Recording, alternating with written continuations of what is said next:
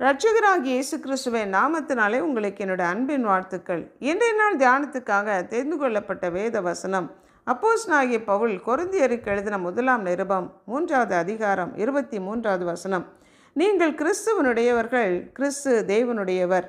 நீங்கள் கிறிஸ்துவனுடையவர்கள், நம்ம ஆண்டவராகிய இயேசு கிறிஸ்துவுக்கு சொந்தமானவர்கள், அவருக்கு உரியவர்கள். ஒரு பொருள் நமக்கு உரியது என்று நாம் சொன்னோம் அப்படின்னா அந்த பொருளுக்கான விலைக்கரையத்தை கொடுத்து நம்ம வாங்கி இருக்கணும். அதே போல் ஆண்டவராகிய இயேசு கிறிஸ்து நமக்கான விலைக்கரையத்தை, அவருடைய ஜீவனை, அவருடைய இரத்தத்தை சிந்தி நம்மை விலைக்கரையமாக கர்த்தர் வாங்கி இருக்கிறார்.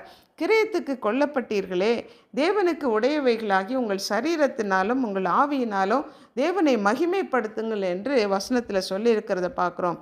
நம்முடைய சரீரம் தேவன் தங்குகிற ஆலயமாக, பரிசுத்த ஆவியானவருடைய ஆலயமாக இருக்கிறது என்றும், நம்முடையவர்கள் அல்ல, நமக்கு சொந்தமானவர்கள் அல்ல, நமக்கான விலைக்கரையத்தை கொடுத்து ஆண்டவராகிய இயேசு கிறிஸ்து வாங்கி இருக்கிறாரே, நம்ம அவருக்கு சொந்தமானவர்கள். பிதாவாகிய தேவன் இந்த உலகத்தையும் நம்மையும் படைத்ததுனால நம்ம பிதாவாகிய தேவனுக்கு சொந்தமானவர்கள். ஆனால் ஆதாம் பாவம் செய்ததன் விளைவாக பாவத்துக்கு அடிமைகளாக நம்ம விற்கப்பட்டதுனால பிசாசின் பிடியிலே சிக்கி தவித்திருந்த நம்மை மீட்டு எடுப்பதற்காக ஆண்டவராகிய இயேசு கிறிஸ்து அவருடைய இரத்தத்தையே விலை கிரயமாக கொடுத்து நம்மை வாங்கி இருக்கிறதுனால நம்ம கிறிஸ்துவனுடையவர்களாக நாம் இருக்கிறோம். கிறிஸ்துவனுடையவர்கள் தங்கள் மாம்சத்தையும் அதன் ஆசை இச்சைகளையும் சிலுவையிலே அறைந்திருக்கிறார்கள். நம்ம நினைக்கிறதுபடி நம்ம என்னென்னலாம் விரும்புகிறோமோ அதையெல்லாம் நாம் செய்ய முடியாதபடிக்கு நம்முடைய மாம்சத்தையும் அதன் ஆசை இச்சைகளையும் சிலுவையிலே அறைந்தவர்களாக, மாம்சத்தின் கிரியைகளை எல்லாம் சிலுவையில் அறைந்தவர்களாக, ஆவியின் கனியை வெளிப்படுத்துகிறவர்களாக, கிறிஸ்துவின் சிந்தையும் கிறிஸ்துவின் சுபாவத்தையும் வெளிப்படுத்துகிறவர்களாக நம்ம வாழ வேண்டிய அவசியம் உண்டு. நம்ம கிறிஸ்துவனுடையவர்களாக இருக்கிறதுனால ஆபிரகாமோட சந்ததியாராக நாம் இருக்கிறோம்.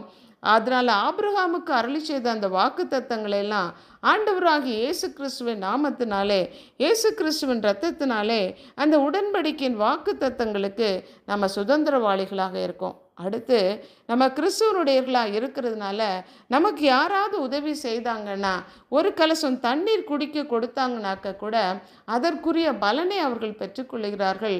அதே போல் நமக்கு யாராவது இடர்கள் செய்தாலோ அதற்குரிய தண்டனையை அவர்கள் பெற்றுக்கொள்கிறார்கள்.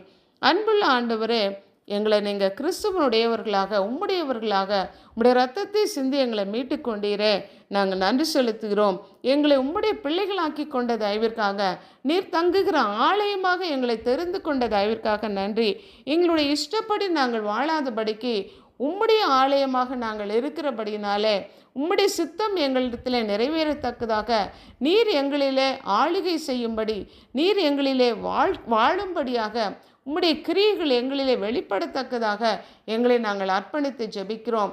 எங்களுடைய ஆசை இச்சைகளை எல்லாம் சிலுவையிலே அறைந்தவர்களாக வாழவும், ஆபிரகாமுக்கு அருளி செய்த அந்த வாக்கு தத்தங்களை எல்லாம் ஆண்டவராகிய இயேசு கிறிஸ்துவின் நாமத்தினாலே அந்த உடன்படிக்கையின் வாக்கு தத்தங்களை சுதந்திரித்து கொள்ளுகிறோம். இயேசு கிறிஸ்துவின் நாமத்தினாலே எங்கள் ஒவ்வொருவரையும் தாழ்த்தி உம்முடைய கரங்களுக்குள்ளே அர்ப்பணித்து ஜெபிக்கிறோம்.